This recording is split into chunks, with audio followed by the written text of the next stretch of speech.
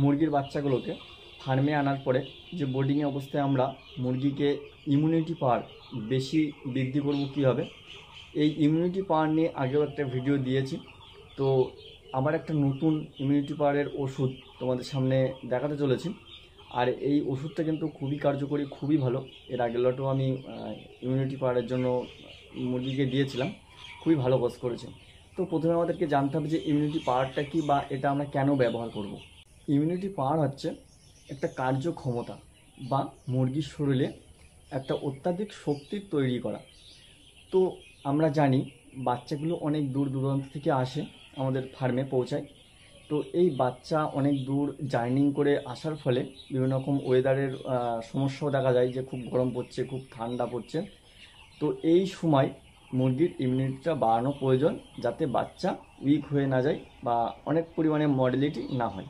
সেই কারণে কিন্তু আমরা ইমিউনিটি পাওয়ারটা বাড়ানোর জন্য কোম্পানির থেকে মেডিসিন নিয়ে আসি, বা নিজেরা যারা ছোট ছোট খামারে মুরগি চাষ করি বা অল্প মুরগি চাষ করি, আমরা দোকান থেকে কিন্তু যে মেডিসিনের ফার্মেসিগুলো রয়েছে ওষুধের মুরগির, তো সেই জায়গার থেকে আমরা কিন্তু নিয়ে আসি। তো আমি যে কোম্পানির চাষ করি সেই কোম্পানির মুরগির কিন্তু অনেকগুলো ইমিউনিটি পাওয়ার বাড়ানোর ওষুধ রয়েছে। তার মধ্যে একটা ওষুধ এই লটে ইউজ করেছি, এর আগের লটেও কিন্তু ইউজ করেছি। এই ওষুধটা কিন্তু ভালো রেজাল্ট আসছে। তো সেই ওষুধটা কিন্তু দেখাবো, এই ওষুধটা নিয়ে আলোচনা করব।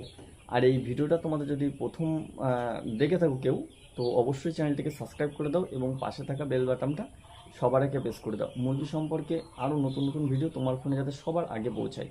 তো বন্ধুরা, তোমরা যে ওষুধটা দেখছো, এই ওষুধটার কথা তখন বলছিলাম। তো এই ওষুধটার নাম হচ্ছে ইমিউটাস। তো এই ওষুধটার ব্যবহার করার নিয়ম হচ্ছে সকালের 3 ঘন্টা জলে দিতে হবে 1000 মুরগির জন্য 100 ml করে, পরপর 3 দিন। যেসব ফার্মাররা তোমরা সুরফিট কোম্পানিতে মুরগির চাষ করো, তো কোম্পানির ব্রাঞ্চগুলো বা হেড অফিসেও এই ওষুধগুলো পাওয়া যাচ্ছে, তোমরা অবশ্যই ব্যবহার করতে পারো, রেজাল্টও খুব ভালো।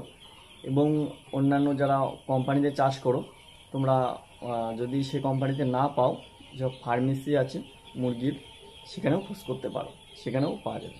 তো বন্ধুরা, আজকের ভিডিওটা কিন্তু এখানেই শেষ করছি। আর এই ভিডিওটা তোমাদের যদি ভালো লাগে, অবশ্যই লাইক ও শেয়ার করবে, তোমাদের মূল্যবান মতামত কমেন্ট করেও জানাতে পারো। মুরগির যে কোনো সমস্যার জন্য তোমরা আবার নতুন করে কমেন্ট করতে পারো। মুরগি সম্পর্কে আরও বিস্তারিত তথ্যের জন্য এই চ্যানেলের বিভিন্ন ভিডিওতেও তোমরা কমেন্ট করতে পারো। সবাই ভালো থাকবে, সুস্থ থাকবে। দেখা হবে আবার একটা নতুন ভিডিওতে। ধন্যবাদ।